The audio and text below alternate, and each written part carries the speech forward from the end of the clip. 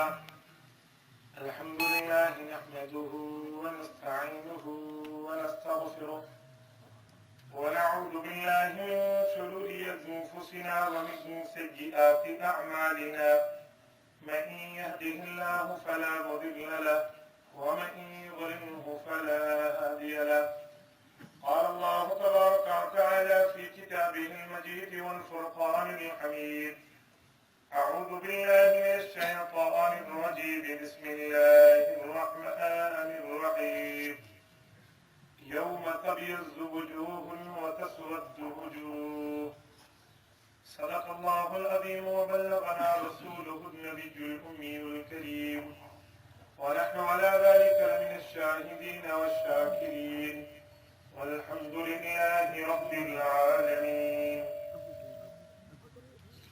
نام محمد سے دلوں کو سرور ملتا ہے، نام محمد سے دلوں کو سرور ملتا ہے، نگاہ فکر کو تازہ شعور ملتا ہے. نصیب کیسا بھی ہو واسطہ احمد کا دیکھے، نصیب کیسا بھی ہو وسیلہ محمد کا دیکھے، خدا سے جو بھی مانگے ضرور ملتا ہے.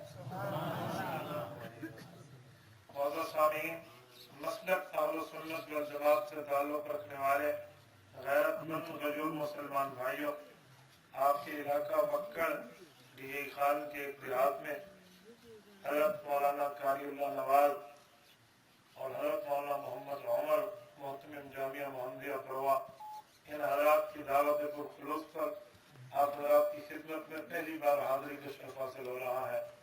دعا فرمائیں اللہ پاک اس حاضری کو اپنی بارگاہ میں قبولیت تام عطا فرمائے. میرے بھائیوں، اصل بیان جس کے لیے آپ اور میں دونوں حاضر ہوئے ہیں، فاتح نسل رضا خانیت حضرت مولانا ابو ایوب قادری حفظہ اللہ تعالی کا ہونا ہے. میں نے ان سے پہلے چند لمحات آپ کو مصروف رکھنا ہے. مجھے قاری نواز صاحب نے حکم فرمایا کہ عظمت علماء دیوبند پر بات کریں. یہاں آنے کے بعد حالات سنے تو میں حیران رہ گیا. میں ان دونوں موضوعات کو ملا کر آپ حضرات کی خدمت میں کچھ باتیں عرض کروں گا.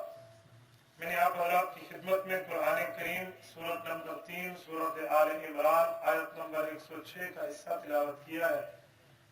اس آیت میں اللہ فرماتے ہیں یوم تبیض وجوہ وتسود وجوہ، قیامت کا دن ہوگا، کچھ لوگوں کے چہرے کالے اور کچھ کے سفید ہوں گے.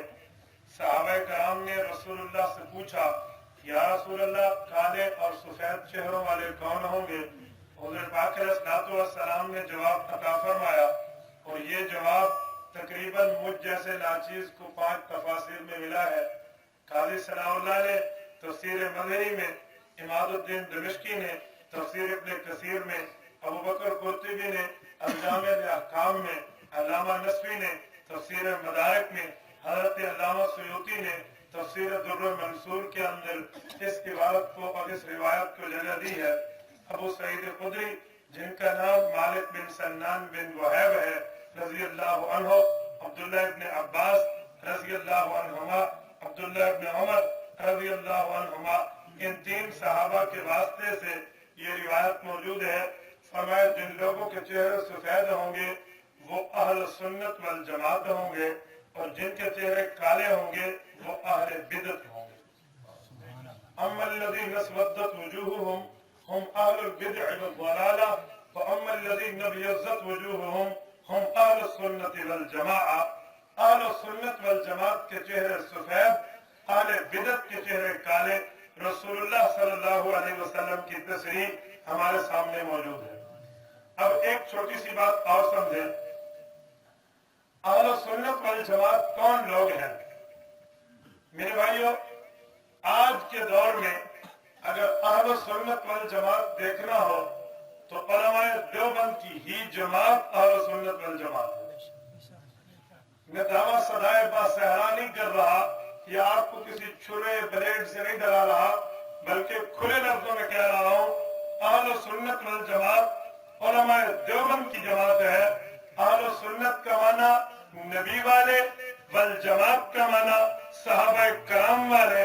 ہم نبی والے کیوں ہیں، صحابہ والے کیوں ہیں؟ ہم دین نبی سے لیتے ہیں، اس کی تشریح نبی کے صحابہ سے لیتے ہیں۔ یاد رکھیں، ہم دین نبی سے لے کر تشریح اپنے پیٹ سے نہیں کرتے، بلکہ وہی کام کرتے ہیں جو اللہ کے نبی نے دیا ہے، صحابہ کرام نے عمل کر کے دکھایا ہے۔ علماء دیوبند کا ایک ایک عقیدہ، علماء دیوبند کا ایک ایک مسئلہ، علماء دیوبند کا ایک ایک نظریہ اہل سنت والجماعت ہونے میں قرآن اور حدیث کے اندر موجود ہے۔ یاد رکھیں، اگر کسی کو نظر نہ آئے، وہ اپنے نظر کو اہل نظر سے علاج کروائے، اپنی دید کا اہل نظر سے علاج کروائے، اسے نظر آنا شروع ہو جائے گا۔ نظر نہیں آتا تو کوئی بات نہیں ہے، بعض چیزیں تو ایسی ہوتی ہیں جو کیا ہوا بابا، کس کو آواز نہیں آ رہی؟ وہ آپ کھڑا کریں۔ یہ سب کو آ رہی ہے، آپ سامنے بیٹھے، آپ کو نہیں آ رہی؟ مجھے معلوم ہے، وہ مجھے کہیں گے، آپ خاموش رہیں۔ جس تک آواز نہ آئے مجھے بتائیں نا، یہ کیا معاملہ ہے شور مچانا درمیان میں؟ علماء دیوبند کا ایک ایک نظریہ، علماء دیوبند کا ایک ایک عقیدہ قرآن و سنت سے ثابت ہے۔ میرے بھائیو یاد رکھنا، حضرات علماء دیوبند کہتے ہیں اللہ پاک ہر جگہ پہ موجود ہے، ایسے نہیں کہتے۔ قرآن پاک اس پہ دلیل دیتا ہے، وَلِلَّهِ الْمَشْرِقُ وَالْمَغْرِبُ فَأَيْنَمَا تُوَلُّوا فَثَمَّ وَجْهُ اللَّهِ۔ علماء دیوبند کہتے ہیں اللہ رب العزت کے پاس طاقت ہے، اللہ چاہے کسی کو بچہ دے، رب چاہے بچہ نہ دے، رب چاہے ملا کر دے یا واپس لے لے۔ دنیا کا کوئی نبی، کوئی پیر فقیر اس کو بچہ دینے کی قدرت نہیں رکھتا۔ دیوبند کے اس دعوے پہ قرآن دیوبند کو تنہا نہیں چھوڑتا، بلکہ دلیل یوں دیتا ہے، یَهْبُ لِمَن يَشَاءُ إِنَاثًا وَيَهْبُ لِمَن يَشَاءُ الذُّكُورَ أَوْ يُزَوِّجُهُمْ ذُكْرَانًا وَإِنَاثًا وَيَجْعَلُ مَن يَشَاءُ عَقِيمًا۔ علماء دیوبند ایک ایک موقع پہ جب بات کرتے ہیں، دلیل اللہ کے قرآن میں ہے۔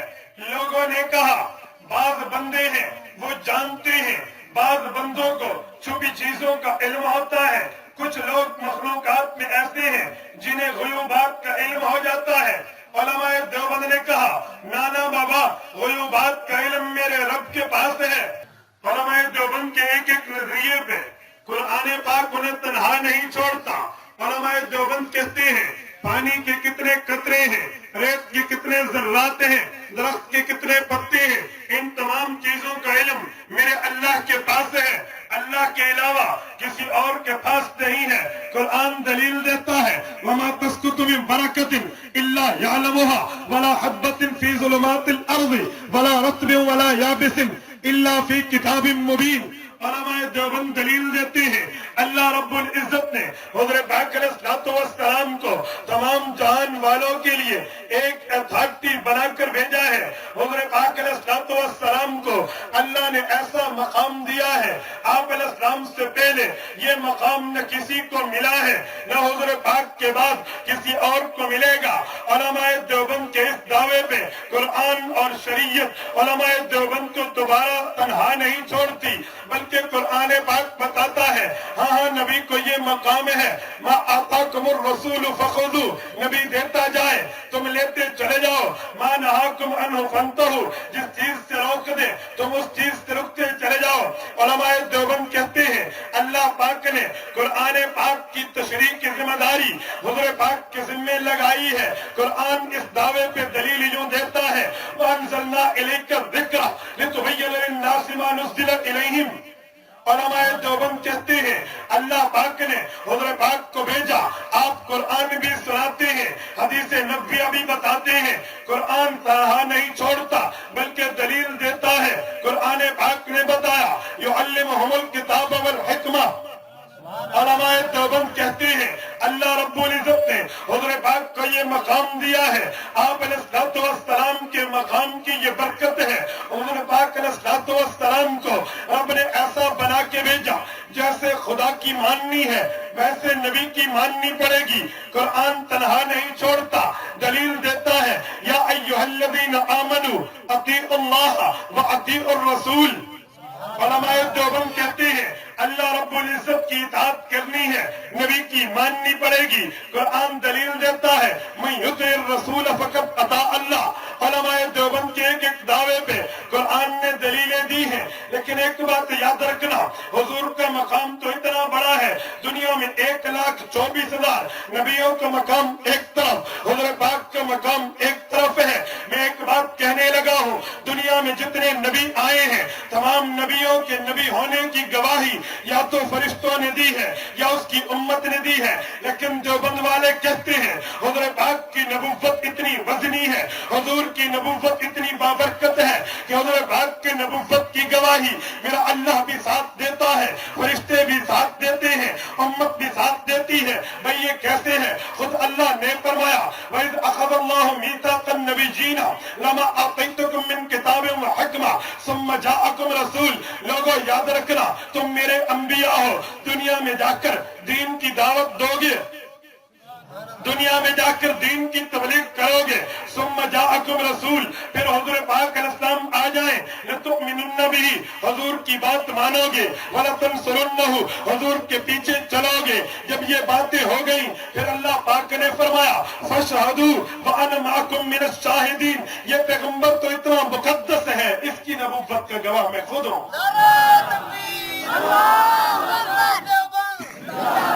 اس کی نبوت کا گواہ میں خود ہوں۔ حضور پاک کی نبوت کی گواہی تو میرے اللہ نے دی ہے۔ مجھے ایک شخص نے کہا تم دیوبندی حضور پاک کی عظمت نہیں مانتے، میں نے کہا کیسے ہے؟ اس نے جواب دیا ہے، سوال کیا ہے، یہ جواب تجھے علماء دیوبند کے قدموں میں ملے گا۔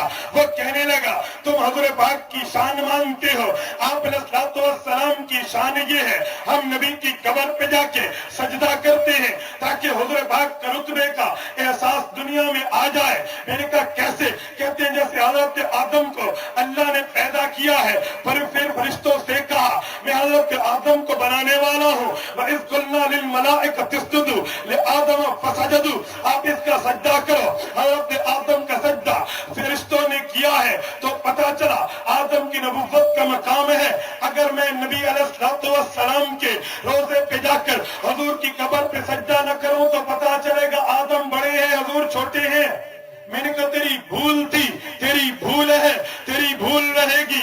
نبی پہ سجدہ، نبی کے سامنے سجدہ کرنا اگر دین ہوتا تو سعد ابن عبداللہ عراق گئے تھے، واپس آئے ہیں، حضور کو جا کے عرض کیا یا رسول اللہ میں نے مرزبان کے لوگوں کو دیکھا ہے وہ اپنے بادشاہ کا سجدہ کرتے ہیں، آپ تو زیادہ مقدس ہیں، میرے جی میں آیا آپ کا بھی سجدہ کروں۔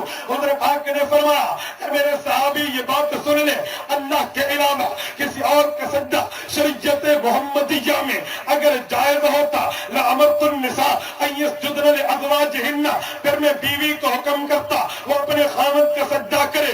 جب بیوی اپنے خاوند کا سجدہ نہیں کرتی تو کسی اور کا سجدہ نہیں ہے۔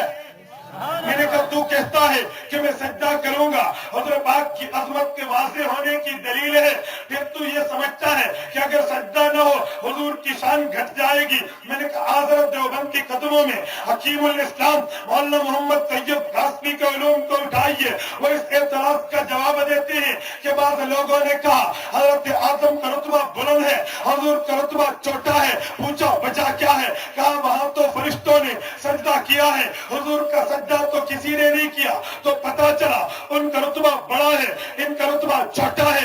دیوبند والوں نے کہا تمہاری بھول ہے، وہاں صرف فرشتوں نے حضرت آدم کی عزت کی ہے، وہاں صرف فرشتوں نے حضرت آدم کا اعزاز کیا ہے، تو تم کہتے ہو حضرت آدم کا رتبہ بلند ہے۔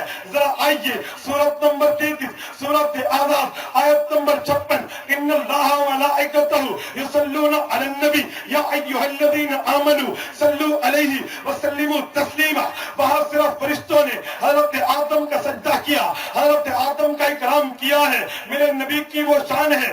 اللہ فرماتے ہیں ان اللہ ملائکتہ، میں بھی نبی پہ درود پڑھتا ہوں، میرے فرشتے بھی نبی پہ درود پڑھتے ہیں۔ یا ایھا الذین آمنوا، اے ایمان والو، صلو علیہ وسلموا تسلیما، تم درود و سلام حضور پہ پڑھا کرو۔ میں نے کہا تو کیسے کہتا ہے؟ وہاں تو صرف اعزاز فرشتوں نے کیا ہے، حضور کا رتبہ ایسا ہے یہاں امت بھی درود و سلام پڑھ کے حضور کا اعزاز کرتی ہے، فرشتے بھی درود و سلام پڑھ کے حضور کا اعزاز کرتے ہیں، خود اللہ بھی मुसलमानों का एजाज करता। ये तूने कैसे कहा? हाँ, ये देवबंदी है। जो देवबंदी हकीकतन दरूद के कायल है। हम वो लोग नहीं हैं जो अपनी तफसीरों में लिख दे कि अल्लाहुम्मा सल्ली अला मोहम्मद, ये दरूद सिर्फ नमाज में पढ़ोगे, नमाज से बाहर पढ़ना हराम है। नमाज से बाहर पढ़ना इसी सरकार की औलाद ने, इन्हीं रजा खानियों ने, उठा लीजिए तफसीर न हो हवाला मेरे जिम्मे, जो सदा गोली में तैयार हूं, लेकिन रजा खानियत ने लिखा है अल्लाहुम्मा सल्ली अला का दरूद बाहर नमाज से पढ़ना हराम है। पर नमाज से बाहर पढ़ना अगर हराम है, खुदा भी दरूद पढ़ते हैं, फरिश्ते भी दरूद पढ़ते हैं, मेरी उम्मत भी दरूद पढ़ती है। ये आयत नाज़िल हुई, सहाबा ने पूछा हम दरूद कैसे पढ़े? हुज़ूर पाक इस्लाम ने अल्लाहुम्मा सल्ली अला सिखाया, फिर नबी ने हराम काम सिखाया है, फिर नबी ने हराम काम सिखाया। आज भी हुजूर के रोजे पे ये दरूद लिखा हुआ है, तू कैसे कहता है मुझे इश्क़ मदीने से? वहां तो यही दरूद है, नमाज से बाहर है, फिर रोजे पे हराम लिखा हुआ है। ये कैसी बात है? देवबंदियत के खिलाफ जुबान खोलना तो बड़ी बात है, देवबंदियत की तरह दीन का काम करना तो बड़ी बात है, देवबंदियत की तरह दीन का काम करना दिल गुर्दे की बात है। उलमाए देवबंद पे एतराज करते हो भाई, ये लोग कहते हैं कि नबी हर जगह मौजूद नहीं है, हम कहते हैं नबी हर जगह मौजूद है, बल्कि बाजों ने कहा नबी दूर से बैठ के देखते हैं। मैंने पूछा अच्छा नबी दूर से बैठ के कैसे देखता है? ये जाल हक वाला भी लिखता है, मिक्यास हनफियत वाला भी लिखता है, बाकियों ने भी लिखा है। इसी रजा खानी ने जो देवबंद को काफिर और मुशरिक कह गया है, इसी की औलाद से पूछो, तुमने कहा है हुज़ूर पाक की नजर तो इतनी है, अगर कोई खामन अपनी बीवी से तन्हाई में अलहदा कमरे में बीवी के साथ सोता है, हुज़ूर देखते हैं। और कोई कंजर से कंजर बेटा भी हो तो अपना बाप देख रहा हो, बीवी के साथ नहीं सोता, चाहे बाप निशाई क्यों न हो, बाप गलीज क्यों न हो, बाप की नजर आए वो बेटा वहां साथ नहीं बैठता। तूने नबी का रुतबा उस बाप से भी कम कर दिया है। तू कैसे कहता है? हुज़ूर पाक अलैहिस्सलाम इसको देखते हैं, अगर हुज़ूर पाक की चीजें देखते हैं, फिर जब हजरत आयशा का हार, बुखारी शरीफ में रिवायत है, हजरत आयशा का हार जो गुम गया था ज़ातुर रका की जंग में, हुज़ूर पाक की सहाबा से रात मिलके ढूंढने का हुक्म दे रहे थे, वो हुज़ूर ने हार क्यों नहीं देखा? हुजूर ने हार क्यों नहीं देखा? यही बुखारी जिल्द 2 है, किताबुल निकाह है, किताबुल निकाह का आखिरी बाब है। इमाम बुखारी ने बाब कायम किया है, कौलुर रजुली लिसाहिबिही हल आरस्तुमुल लैला व तानुर रजुली इब्नतहु फिल खासिरति इंदल किताब। इस बाब के तहत इमाम बुखारी रिवायत लाए हैं। वबिही काल हदसना अब्दुल्लाह बिन यूसुफ काल अखबरना मालिक अन अब्दुर्रहमान इब्न कासिम अन अबीही अन आयशा रज़ियल्लाहु तआला अन्हा क़ालत आतबनी अबू वजाल यक़ूलुनी फी खासिरती वला यमनऊनी मिन अत-तहर्रुकी इल्ला मकान रसूलिल्लाह वरासहु अला फखदी। हज़रत आयशा कहती है हुजूर मेरी गोद पे थे, आप सोए हुए थे, सहाबा मेरे हार को ढूंढ रहे थे, हुजूर की ख्वाहिश से, हुजूर के हुक्म से हार तलाश किया जा रहा था। हार कहाँ है? हार कहाँ है? हार कहाँ है? किसी को मालूम नहीं है। सिद्दीक ने देखा, नमाज के इंतजार में टाइम जाता जा रहा है, सिद्दीक आए हैं। वजाल यक़ूलुनी फी खासिरा, हज़रत आयशा तो बेटी है, सिद्दीक तो वालिद है, वालिद तो बेटी को गुस्सा कर सकता है। हज़रत सिद्दीक अकबर ने बेटी पे गुस्सा किया, यहाँ इन पसली के साथ इनको कचौका लगा के कहा तेरी वजह से हमारी नमाज की देर हो रही है। हज़रत आयशा कहती है मैं नहीं हिली, हुजूर सोए हुए थे, लेकिन हार तो मिला। अगर हुजूर की नजर हर जगह पे थी फिर तो हुजूर कह देते सिद्दीक मेरी बीवी को, सिद्दीक अपनी बेटी आयशा को तकलीफ क्यों देते हो, गुस्सा क्यों करते हो, इस प्रसक्ति क्यों करते हो, इसे डांटते क्यों हो? छोड़ो मैं देख रहा हूँ हार वहां जगह पड़ा हुआ है। हुजूर ने क्यों नहीं कहा हार वहां है, हार फला जगह पड़ा हुआ है? ये पता नहीं था। अच्छा एक औरत थी, वो मस्जिद नबवी में झाड़ू देती थी, जब वो फौत हो गई आप अलैहिस्सलाम घर में सोए हुए थे, सहाबा ने फरमाया हुजूर को रात में कैसे जगाएं, मुनासिब नहीं है, चलो जनाजा पढ़ो और दफन कर दो। क्यों? हुजूर का फरमान है जब जनाजे का वक्त हो जाए फिर इंतजार नहीं की जाती। जनाजा पढ़ दिया, औरत को दफन कर दिया, सुबह हुजूर आए, इत्तला दी या रसूलल्लाह रात को फौत हो गई थी, फरमाया दुल्लुनी अला कब्रिन, मुझे बताओ उसकी कब्र कहाँ है। सहाबा हुजूर पाक को उस औरत की कब्र पे ले गए। अगर नबी हर जातुने फिर पूछा क्यों है, तूने ये कैसी बातें कर दी कि मैं हर जगह पे देखता हूँ, ये चीजें मुझे पता है, मैं तो हैरान हूँ। हज़रत पाक अलैहिस्सलाम अगर हर जगह से देखते हैं, हर जगह पे मौजूद हैं, हर जगह पे आप अलैहिस्सलाम है, मैं तुमसे पूछ सकता हूँ, कुरान पाक की 114 सूरतें 86 मक्की है, 28 मदनी है। मक्की का एक तफसीर ये है, मक्का में उतरी, मदनी का माना मदीना में उतरी। जब हर जगह थे तो फर्क क्यों हुआ, तो फर्क क्यों हुआ? फिर तो एक सूरत मकड़ी भी होनी चाहिए, भाई इतना अच्छी है, एक डेरवी भी होनी चाहिए, सियालकोठी भी होनी चाहिए, हर जगह की होनी चाहिए, ये कैसी बात है? अच्छा, मैं इस बुद्धू कौम पे हैरान हूँ, कहते हुजूर हर जगह मौजूद है, पर मौलवी हलवा खाना हुए तो कहते अपने घर खत्म रख, मैं आसा सरकार तशरीफ गिनना सर, जो हर जगह मौजूद है तशरीफ लाए कैसे जाता है? मैं खुद, मुझे एक आदमी ने कहा हुजूर हर जगह मौजूद है, मैंने कहा ना बाबा, उसने कहा गुस्ताख हो। मैंने कहा क्यों? कहते अब्बा मौजूद होवे तो पुत्र अगू थी क्या के अब्बा कोनी, अब्बे दी तौहीन करने वाला, अब्बे तक गुस्ताख है, प्यू दी मौजूदगी आधे अब्बा कोनी, एक गुस्ताख है। हजूर सही मौजूद इन तुसा दे कोनी, तुसा गुस्ताख में। मैंने कहा सुगरे का कुबरा तूने मिलाया, जरा जवाब मुझसे भी पूछ ले। कहते बताओ। मैंने कहा तू तो बेनमाजी है। कहने का ना मैं नमाज पढ़ी है। मैंने कहा कब पढ़ी है? कहते अभी अल्लाह बख्श इमाम दे पिछू जिनके अंदर 4 रकाता पढ़ के आंदा पिया। मैं कहा तू तो गुस्ताख है। कहते क्यों? मैंने कहा अल्लाह बख्श दे पिछू क्यों पढ़ी हुई, हजूर दे पिछू पढ़ना, भाई हजूर मौजूद है। बेनमाजी कहा है ताकि वो जोश में और जवाब दे, कि अंदाज होता है ना। मैंने कहा ना बाबा, अल्लाह बख्श पिछू क्यों पड़ी है, हजूर पिछू पढ़। अगर प्यू मौजूद होवे, पुत्र आके अब्बा कोनी, एक गुस्ताख है, हजूर मौजूद होवे, नमाज अल्लाह बख्श पढ़ावे, तू उन्हें वज के गुस्ताख। ये कहां से निकाला गुस्ताख गुस्ताख? मैं छोटी सी बात पूछ, मुझे उस दिन एक आदमी ने कहा देवबंद वाले नबी को आलिमुल गैब नहीं मानते। मैंने कहा हाँ हाँ, आलिमुल गैब न मानो ये दीन है, नबी को आलिमुल गैब मानो बेदीनी है।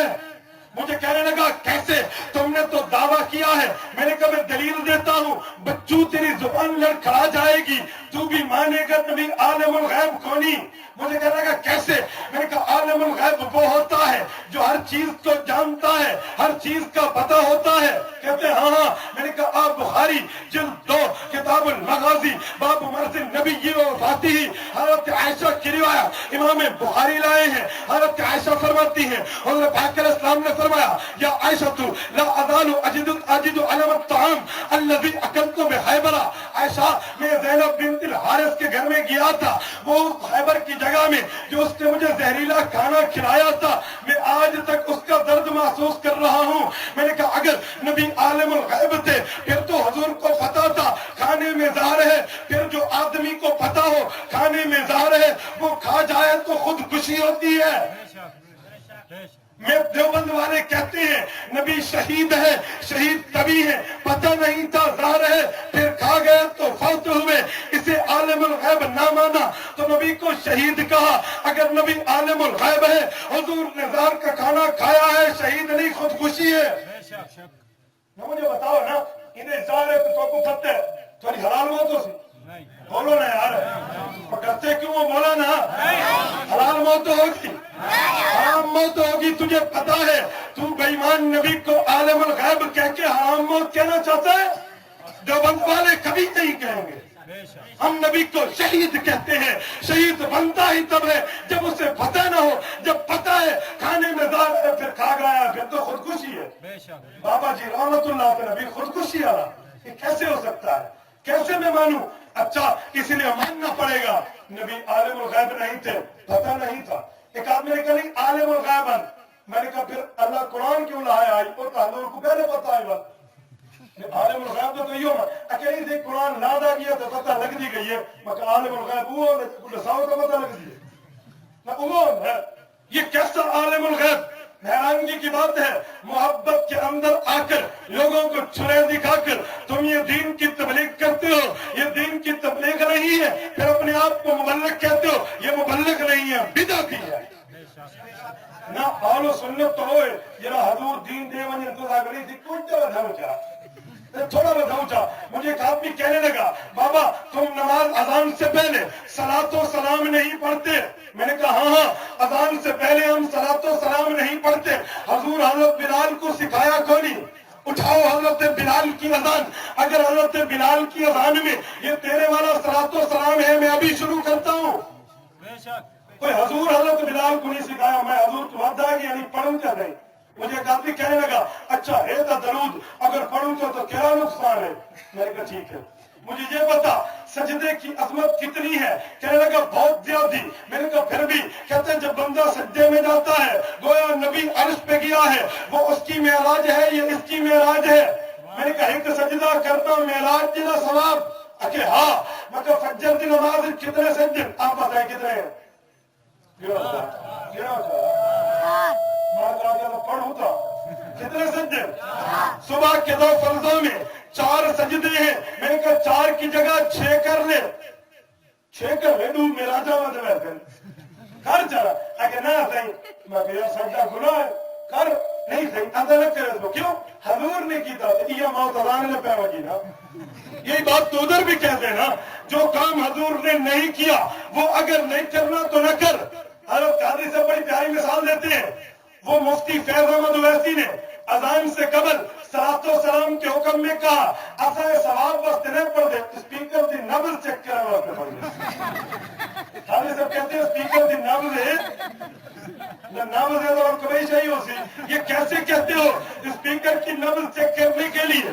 मैं हैरान हूँ मेरे भाइयों। याद रखना ये कल की जगह की बात है, कुरान में हजरत ने बयान किया और यही बात की है। मगरिब की अजान आले बिदत नदी है तो अजान के बाद पढ़स हूं केरी नाम चेक थी अजान के बाद हूं केरी नाम चेक थी नहीं भैया ना जरूरत इतनी है जो एक तकरीर से 60 में पहुंचा सके है बादकुल घाट। ये कैसा मामला है? खामखा से लोगों को डरा डरा के। मैं खुले लफ्जों में कहता हूँ, आपके इलाके में ये टोके वाली सरकार आई है ना, मैं यहाँ बैठा हूँ आपके इलाके का हूँ, आपके काबिरीन मौजूद है, मुझे जानते हैं, मुझे एक एक लफ्ज का चैलेंज कबूल है। तारीख एरत से चमना आशा करेंगे।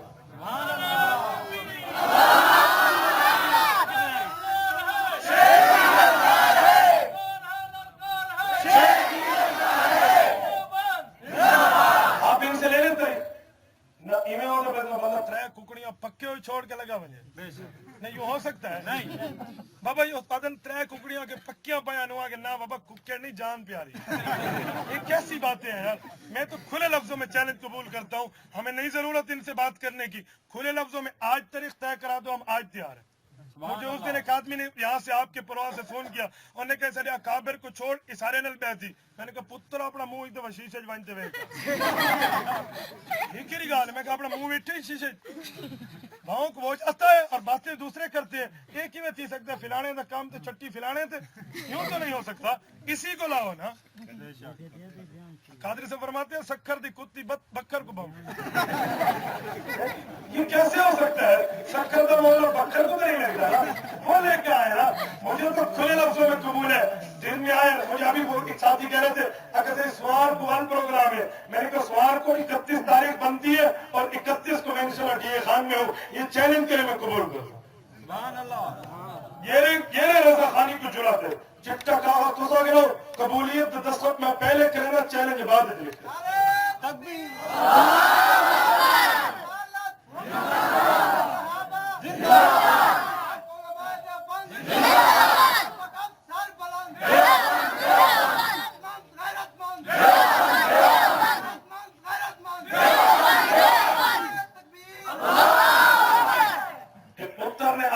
मौला तारिक जमील वास्ते फिलाने हवाला लिखा है, फिलाने हवाला लिखा है। और मौला तारिक जमील चंगा लग जाए वो जमात आती है तो बिस्तर बहर मुके दे। ये कैसी बात है? मौला तारिक जमील आके मौला तारिक जमील तो हमारे पाक इस्लाम को हाजिर हाजिर नाजिर नहीं मिलेगा कोई मान जाना। मुफ्ती ईसा खान लिखा है, मुफ्ती ईसा खान अहमद रजा खान दी एमडी हिक्कर रहती है वही मान जाना। ये कैसी बात है? उसको तो एक एक मामला किया तो सारी मानो। तेरे नजदीक तो मुफ्ती ईसा खान बेईमान है, बात बंदे तो पथरी याद है। तू पथरी का हवाले सारे सिर में रहने। मैं कुल्लों की बात नहीं कर रहा, बास की बात कर रहा हूँ। मौलाना नूर मोहम्मद तौफीक ने इस पे किताबें लिख दी है, पथरी का हवाला सारे सिर तेरे बंदे भेड़ा अपने पॉइंट। याद रखिए मैं खुले लफ्जों में कह रहा हूँ चैलेंज कबूल हम पहले करते हैं, मौलाना का चैलेंज बाद में करें। हमें कल भी कबूल था, आज भी कबूल है। देवबंद की फितरत में कुदरत ने लचक दी है, उतना ही ये उभरेगा जितना दबा दोगे। अल्हम्दुलिल्लाह।